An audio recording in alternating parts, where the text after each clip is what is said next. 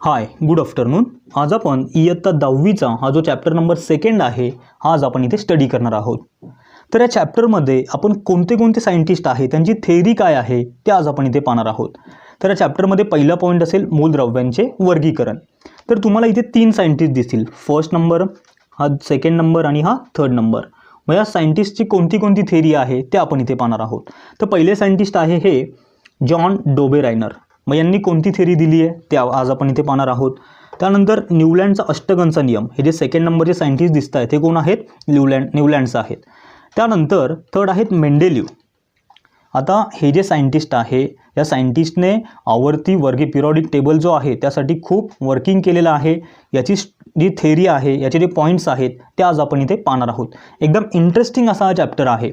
तर आज आपण मूलद्रव्यांचे वर्गीकरण आणि डोबेरायनरची त्रिके ते व्यवस्थित समजून घेणार आहोत आणि कॉन्सेप्ट क्लिअर करून घ्यायच्यात. पाठांतर अजिबातही करायचं नाही. तर पहा, तर याच्यामध्ये थोडे आठवामध्ये आपल्याला काहीतरी दिलेले आहे. थोडे आठवामध्ये काय दिलेलं आहे? द्रव्यांचे प्रकार कोणते, हा पहिला क्वेश्चन दिलेला आहे. तर आपण याच्या आधी बघितलेलं आहे. मूलद्रव्य असतील, संयुगे असतील आणि मिक्सचर असतील. क्वेश्चन नंबर 2 पहा, मूलद्रव्यांचे प्रकार कोणते. तर तुम्हाला इथे दिलेला आहे पहिला मेटल. मेटल म्हणजे काय? धातू. मेटल म्हणजे काय? धातू. मग कोणतं आपण लोखंड घेतो, ॲल्युमिनियम घेतो, कॉपर घेतो, ते काय आहेत? धातू आहेत. नॉन मेटल म्हणजे काय? अधातू. मग आता अधातू कोणते कोणते आहेत? कार्बन असेल, ब्रोमिन असेल, नायट्रोजन असेल, हे कोणते आहेत? सगळे अधातू आहेत. आता थर्ड दिलेला आहे मेटलॉइड. मेटलॉइड म्हणजे काय? धातू सदृश्य. धातू सदृश्य म्हणजे काय? ज्यामध्ये आपल्याला मेटलचे म्हणजे धातूचेही गुणधर्म दिसतील आणि अधातूंचेही गुणधर्म आपल्याला दिसतील, त्याला म्हणतो आपण धातू सदृश्य. सुरुवातीला हे जे मूलद्रव्य होते त्यांचे धातू आणि अधातू असेच वर्गीकरण केले होते, पण नंतर अजून काही मूलद्रव्य सापडले तर ते होते धातू सदृश्य. आता क्वेश्चन नंबर 3 पहा. मग यामध्ये काय दिलेलं आहे पहा, द्रव्यांच्या लहानात लहान कणांना काय म्हणतात? तर आपण त्याला तिथे अणू असं म्हणतो. आता हा जो 4 नंबरचा प्रश्न दिला आहे, मूलद्रव्य व संयुगे यांच्या रेणूमध्ये काय फरक आहे? एकदम सोपं आहे पहा. आता जर कधी मी 2 मूलद्रव्य घेतली, समजा हा H2 घेतला, इथे काय आहे? हा H आणि H आहे. तर हा काय झाला आहे? इलेमेंटल मॉलिक्यूल झाला आहे. आणि संयुगे म्हणजे काय? वॉटर घेतला, H2O. यामध्ये तुम्हाला 2 सारखेच मूलद्रव्य दिसतील पहा, हायड्रोजन आणि हायड्रोजन. H2O मध्ये एक हायड्रोजन आहे आणि हा ऑक्सिजन आहे, त्यामुळे काय झालं आहे? तिथे तो संयुग झालेला आहे. तर आता पुढे या चॅप्टरचा सगळ्यात बेसिक पॉईंट असेल तो असेल मूलद्रव्यांचे वर्गीकरण. तो आपण पाहणार आहोत. मग मूलद्रव्यांचे वर्गीकरण कोणत्या पद्धतीमध्ये केलं, स्टार्टिंगमध्ये काय होतं, किती मूलद्रव्य आपल्याला माहिती होती, ते आपण इथे पाहणार आहोत. तर आज मितीस आपण पाहतो, आपल्याला आज मितीस या सायन्स जगताला किती मूलद्रव्य माहिती आहेत? 118. त्यानंतर पुढे आपण काय पाहणार क्लासिफिकेशनमध्ये, इसवी सन 1800 मध्ये जर कधी आपण बघितलं तर फक्त 30 मूलद्रव्य आपल्याला माहिती होती. किती मूलद्रव्य माहिती होती? फक्त आपल्याला 30च मूलद्रव्य माहिती होती. मग हे जे मूलद्रव्य आहेत, या मूलद्रव्यांच्या गुणधर्माविषयी आपण सायंटिस्टने स्टडी केला. मूलद्रव्यांचे जे गुणधर्म आहेत, म्हणजे त्याच्यामध्ये लोखंड असेल, मग कार्बन असेल, याच्या मूलद्रव्यांबद्दल त्यांनी काय केला? अभ्यास केला. म्हणजे आपल्याला याचा स्टडी कसा सोपा होईल यासाठी ते प्रयोग करत होते. त्यानंतर हे जे मूलद्रव्यांचे आहे गट पाडले होते. मग सुरुवातीला आपण बघितलं तर मूलद्रव्यांचे 2च गट होते. पहिला होता धातू व अधातू. पहिला कोणता होता?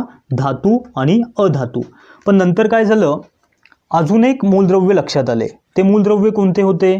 तर ते मूलद्रव्य होते धातू सदृश्य. ते मूलद्रव्य कोणते होते? धातू सदृश्य. मग आता धातू सदृश्य म्हणजे काय?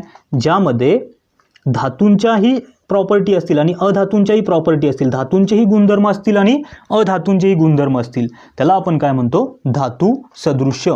मग जसे जसे मूलद्रव्य वाढत गेले, मग तसं तसं त्यांचा अभ्यास वाढत गेला. मूलद्रव्य जसे जसे सापडत गेले तसं तसं त्यांचं काय होत गेलं? अभ्यास वाढत गेला. मग सायंटिस्टच्या नंतर लक्षात आलं, ही जी मूलद्रव्य आहे या मूलद्रव्यांचं आपल्याला वर्गीकरण केलं पाहिजे. मूलद्रव्यांचं वर्गीकरण केलं पाहिजे. म्हणजे लोखंड असेल, म्हणजे धातू असतील तर धातू सगळे एका कॉलममध्ये पाहिजे. जसं आपण किराणा दुकानामध्ये जातो, बिस्किट पुड्याची एक रॅक सेपरेट ठेवलेली असते, त्यात सगळे बिस्किट पुडेच असतात, आपण पाहिलं असेल. मग तसंच यामध्ये आपल्याला मूलद्रव्य अशी ठेवायची, म्हणजे धातूचा गण असेल तर त्यामध्ये सगळे धातूच असतील, अधातूचा गण असेल त्यामध्ये सगळे अधातूच असतील. तर आता पुढे याच्यामध्ये हे वर्गीकरण करण्यामध्ये कोणते कोणते सायंटिस्ट होते, कोणत्या कोणत्या शास्त्रज्ञांनी स्टडी केला, तर याच्यामध्ये आपल्याला दिलेलं आहे डोबेरायनर. काय दिलेलं आहे? डोबेरायनरची त्रिके. मग आता डोबेरायनरची त्रिके म्हणजे नक्की काय ते पहा. सगळ्यात आधी हे जे डोबेरायनर होते यांचं आपण इंट्रोडक्शन करूयात. हे कोण होते डोबेरायनर? तर डोबेरायनर हे जर्मन सायंटिस्ट होते. डोबेरायनर कोण होते? एक जर्मन सायंटिस्ट होते. मग डोबेरायनर यांनी काय सांगितलं आपल्याला? तर 1829 मध्ये डोबेरायनरनी मूलद्रव्यांचे वर्गीकरण केले. मग मूलद्रव्याचे वर्गीकरण कोणत्या बेसिसवरती केलं? त्यांनी काय सांगितलं? तर त्यांनी सगळ्यात महत्त्वाचा पॉईंट सांगितला. त्यांनी आपल्याला एक रिलेशन, एक संबंध सांगितला. मग त्यांनी काय सांगितलं? मूलद्रव्यांचे गुणधर्म. त्यांनी काय सांगितलं? मूलद्रव्यांचे गुणधर्म व त्याचे अणुवस्तुमान. मूलद्रव्यांचे गुणधर्म व त्याचे अणुवस्तुमान यामध्ये संबंध आहे आणि यावरूनच त्यांनी डोबेरायनरची त्रिके आपल्याला सांगितलेली आहेत. म्हणजे आता अणुवस्तुमान म्हणजे सगळ्यांना माहिती असेल. आता एक्स कन्सिडर करूयात. हा एक तुमचा मूलद्रव्य आहे. तर इथे खाली असेल हा अणुअंक असतो आणि वरती जो असेल तो अणुवस्तुमान आहे. हे याच्या आधीही आपण बघितलेलं आहे.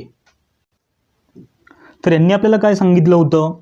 मूलद्रव्यांचे गुणधर्म आणि त्याचे अणुवस्तुमान यामध्ये संबंध आहे. मग त्यांनी काय केले ते आपण पाहूयात. डोबेरायनरने काय केले? असे मूलद्रव्य निवडले की ज्याचे रासायनिक गुणधर्म सारखे होते. त्यांनी काय केलं? असे मूलद्रव्य निवडले त्यांचे रासायनिक गुणधर्म सारखेच होते आणि त्यांचे 3 गटामध्ये त्यांचं वर्गीकरण केलं. त्यांनी काय केलं? 3 मूलद्रव्य घेतली, 3 गटामध्ये त्याचं वर्गीकरण केलं आणि त्याला नावं दिली त्रिके. त्याला नाव काय दिलं? त्रिके. म्हणजे त्यांनी असं केलं असेल पहा, A, B, C असे 3 मूलद्रव्य घेतले आणि त्यांना त्रिके असं त्यांनी तिथे नाव दिलं. आणि सगळ्यात महत्त्वाचं म्हणजे याची मांडणी त्यांनी कशी केलेली आहे? तर अणुवस्तुमानाच्या चढत्या क्रमाने. याची मांडणी कशी केली त्यांनी? अणुवस्तुमानांच्या चढत्या क्रमाने त्यांनी मांडणी केली. अणुवस्तुमानांच्या चढत्या क्रमाने त्यांनी तिथे मांडणी केली. मग अणुवस्तुमानाच्या चढत्या क्रमाने म्हणजे काय? याचं 10 असेल, 10, 20 आणि 30 या फॉर्ममध्ये त्यांनी काय केलं? त्यांची तिथे मांडणी केली. आता ही जी मांडणी केली मग यामध्ये त्यांना काय फाइंड आउट झालं ते पहा. त्यांनी 3 मूलद्रव्य घेतले. आत्ताच तुम्हाला सांगितलं A, B, C. त्यांचं म्हणणं काय होतं? हा पहिला जो मूलद्रव्य आहे आणि हा तिसरा जो मूलद्रव्य आपल्याला दिलेला आहे याच्या अणुवस्तुमानाची जर कधी आपण बेरीज केली, व्यवस्थित पहा, पहिला मूलद्रव्य आहे आणि तिसरा मूलद्रव्य आहे, याच्या अणुवस्तुमानाची जर कधी आपण बेरीज केली तर ती आपल्याला काय भेटणार आहे? बीच्या सरासरी इतकी भेटणार आहे. म्हणजे पहिल्याची आणि तिसऱ्याची जर कधी आपण बेरीज केली तर बीचं अणुवस्तुमान आपल्याला भेटणार आहे. हे त्यांनी आपल्याला सांगितलं होतं. पहिल्या आणि तिसऱ्या मूलद्रव्याची जर कधी आपण बेरीज केली तर आपल्याला बीचं अणुवस्तुमान आपल्याला इथे भेटणार आहे. आता याची उदाहरणे आपल्याला दिलेली आहेत. कोणती कोणती उदाहरणे आहेत ते आपण इथे पाहूयात. पहिल्यांदा तुम्हाला दिलेलं आहे, पहिलं त्रिके कोणतं दिलेलं आहे? लिथियम आहे. त्यानंतर सोडियम आहे. त्यानंतर पोटॅशियम दिलेलं आहे. त्यांचं म्हणणं काय होतं पहा, हा पहिला मूलद्रव्य आणि हा तिसरा मूलद्रव्य या दोघांची काय करायची? बेरीज करायची. मग पहा, लिथियमचं अणुवस्तुमान आपल्याला इथे दिलेलं आहे. फर्स्ट एक्झाम्पलमध्ये पहा, तर लिथियमचं अणुवस्तुमान किती दिलेलं आहे? 6.9. त्यानंतर हा जो दिलेला आहे पोटॅशियम, पोटॅशियमचं किती आहे? 39.1. किती आहे? 39.1. या दोघांना आपण डिवाइड केलं 2 ने, कारण की 2 मूलद्रव्य आहेत. येण्याची व्हॅल्यू आपल्याला इथे काढायची आहे. तर याचं उत्तर किती आलं? 23 म्हणजे 23. आणि 23 हेच अणुवस्तुमान कशाचं आहे? सोडियमचं आहे.